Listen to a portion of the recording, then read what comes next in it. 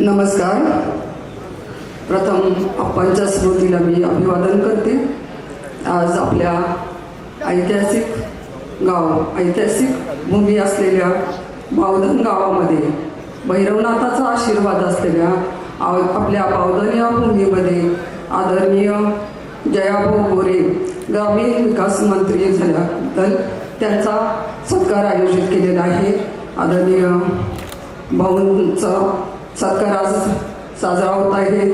त्याच वेळी जमलेली ही प्रचंड जनसमुदायाच्या माध्यमातून आपल्या सर्व बावधन क्रोशीतून आलेले सर्वच मला आदरणीय सन्माननीय सर्वच बावधन गावचे सर्व ग्रामस्थ आणि आजचे खरे सत्कारमूर्ती ज्यांचा आज वाढदिवस आयोजित केलेला आहे, त्यानिमित्त हा कार्यक्रम आयोजित केलेला आहे ते दीपकदादा ननावरे आणि व्यासपीठावर उपस्थित असलेले आदरणीय दादा धैर्यशील कदम, सुनील तात्या काटकर, ऋषिकेश रायगुडे, सुरभी भोसले, गावच्या सरपंच शुभांगी कांबळे आणि त्यांचे सर्व सहकारी सदस्य, आदरणीय सुनील तात्या, व्यासपीठावर उपस्थित असलेले कंसेदादा, धैर्यशीलदादा कदम, ॲडव्होकेट दीप्तीताई मोहिते आणि रोहिदास दादा पिसाळ, सर्वच सन्माननीय व्यासपीठ आणि उपस्थित असलेल्या सर्व माझ्या बंधू भगिनींनो, आज खरं तर मला मनापासून आनंद होतोय की एवढा उशीर होऊन एवढी रात्र झाली तरी सर्व आपला ग्रामस्थ सगळं उपस्थित असलेले अगदीच हजेरी लोकांनी भरपूर लावलेली आहे. आज मला आपल्या गावाच्या वतीनं जे मला 12 साली आपण सर्वांनी जिल्हा परिषदला ज्यावेळी निवडून दिलं त्यावेळी आदरणीय भाऊ हे आमदार होते.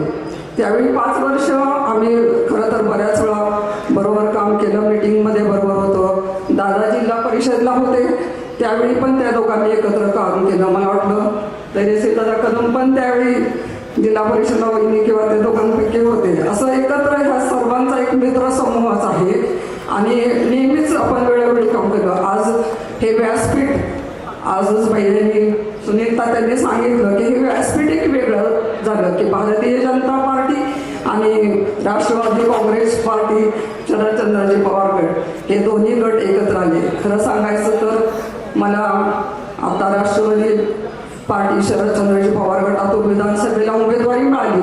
आदरणीय पवारसाहेबांनी माझ्यावर विश्वास ठेवून मला ही उमेदवारी दिली. पण आपल्या गावातील एक महिला निवडणुकीला उभं राहतील त्यामुळं त्यांनी आपल्या गावाचा स्वाभिमान, आपल्या गावाचा एक आदर, एक महिला आपली निवडणूक लढवत आहे. वाई, खंडाळा आणि महाबळेश्वर हा विधानसभा मतदारसंघात आपल्याला उमेदवारी मिळाली म्हणून आपल्या गावासाठी आपला पक्ष याचा विचार न करता रात्रंदिवस ह्या लोकांनी माझ्यासाठी काम केलं. आणि त्याचबरोबर आपल्या गावातल्या सर्वच बहुतांश म्हणजे मला वाटतं 90% लोक तर माझ्याबरोबर होते. सर्वसामान्य जनता नेहमी आप्पांच्या बरोबर राहिली. आप्पांचा आदर्श वारसा नेहमी आम्ही जपला आणि खरं तर सर्वसामान्य जनतेने माझ्यावर प्रेम केलं. आणि ह्या निवडणुकीला वेळ कमी होता, 3 आठवडे फक्त वेळ होता. त्या 3 आठवड्यामध्ये 80,000 मतदान आपल्याला मिळालं. आणि ह्या लोकांनी ज्यांनी माझ्यावर प्रेम केलं, माझ्यासाठी खरं तर काम केलं, त्या सर्वांचं मी मनापासून आभार मानते. आणि पुन्हा एकदा जयाभाऊंना मंत्री झाल्याबद्दल आपल्या सर्वांच्या वतीनं, पिसाळ कुटुंबाच्या वतीनं मी त्यांचं मनापासून अभिनंदन करते. एक धाडसी नेतृत्व आणि जे असेल ते स्पष्टपणे बोलून काम करण्याची तडफ त्यांच्यामध्ये आहे, हे मी अगदी जवळून पाहिलेले. आणि भाऊंना मला एक सांगायचं आहे की आत्ताच तुम्ही भैया बोलले, दीपकदादा बोलले की तुम्ही हा विषय ऐकलाच की आमच्याबरोबर ज्यांनी काम केलं त्या लोकांना जर काही त्रास होत असेल आणि आपण ग्रामीण विकास मंत्री आहात तर माझ्या गावातील सर्वसामान्य कुटुंबातली जी रोजगार अपेक्षित असलेली जी मुलं होतकरू आहेत त्या मुलांना ग्रामीण विकास खात्याच्या माध्यमातून आपण व्यवसाय किंवा नोकरीसाठी मदत करावी एवढी मी आपल्याला मागणी करते. आणि माझा एक दुसरा विषय असा आहे, बावधन गावाच्या वतीनं 12 साली जेव्हा मी जिल्हा परिषदेला अध्यक्ष झाले होते त्यावेळी भाऊ मला स्मशानभूमीसाठी आम्हाला एक काम घ्यायचं होतं, पण फंडिंग जास्त लागत होतं. त्यावेळी आम्ही स्मशानभूमीचं काम सुरू केलं, पण त्यामध्ये काम ते पूर्ण झालं नाही. त्यानंतर मला वाटते श्रीनिवास पाटील साहेबांनी पण त्यामध्ये फंडिंग केलं होतं. तरी पण ते काम खालून दर्जा भरण्यापासून काम जास्त असल्यामुळं ते काम अजूनही अर्धवट राहिलेलं आहे. या ग्रामस्थांच्या वतीनं, बावधनगावच्या सर्व लोकांच्या वतीनं माझं तुम्हाला एक मागणं आहे की तुम्ही हे राहिलेलं पूर्ण आमचं स्मशानभूमीचं काम करावं, ही माझी आपल्याला मागणी आहे. आणि आपल्याला आमच्या गावाच्या वतीनं खूप खूप शुभेच्छा आहे. आज दीपकदादांचा पण वाढदिवस आहे.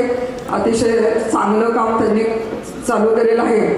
सर्वांनी सांगितलंच, आता पंचायत समितीच्या वेळेस आम्ही एकमेकांच्या समोर होतो, एकमेकांच्या विरुद्ध काम करत होतो, पण प्रत्येकजण आपल्या आपल्या पार्टीचं काम करत होतं, स्वाभिमानाने काम करत होतं. कुणी कुणाच्या ह्याच्यात इंटरफेअर करत होतं. म्हणजे जे काम चांगलं झालं तर त्याला आम्ही ॲप्रिशिएट करत होतो आणि आपलं आपलं काम चालू होतं. पण आता वेळ तशी राहिलेली नाही. गावात जसं बदल होतोय तसे, पण आता जास्तीत जास्त आम्ही एकत्रपणे चांगलं काम करण्याचा निश्चितच चांगला प्रयत्न करू, एवढं आपल्याला या कार्यक्रमाच्या निमित्तानं मी सांगते.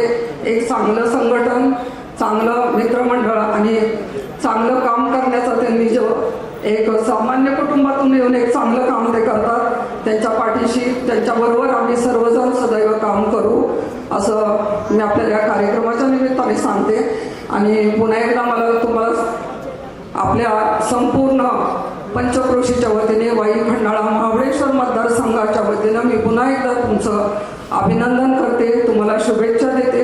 दीपकदादांना पण शुभेच्छा देते. भावी आयुष्य सुख समृद्धीचं भरभराटीचं जावं, दीर्घ आयुष्य द्यावं, ही भैरवनाथ चरणी प्रार्थना करते. आणि भैरवनाथाने लवकरच विवाह सोहळा पण उरकून ही एक चांगली शुभेच्छा देऊन माझे 2 शब्द थांबवते. संयोजकांनी अतिशय सुंदर कार्यक्रम आयोजित केलेला आहे, त्यांचे मनापासून धन्यवाद देते. जय हिंद, जय महाराष्ट्र. धन्यवाद आदरणीय अरुणा देवी ताई, आपण या ठिकाणी बोलला, आपल्या मनापासून धन्यवाद.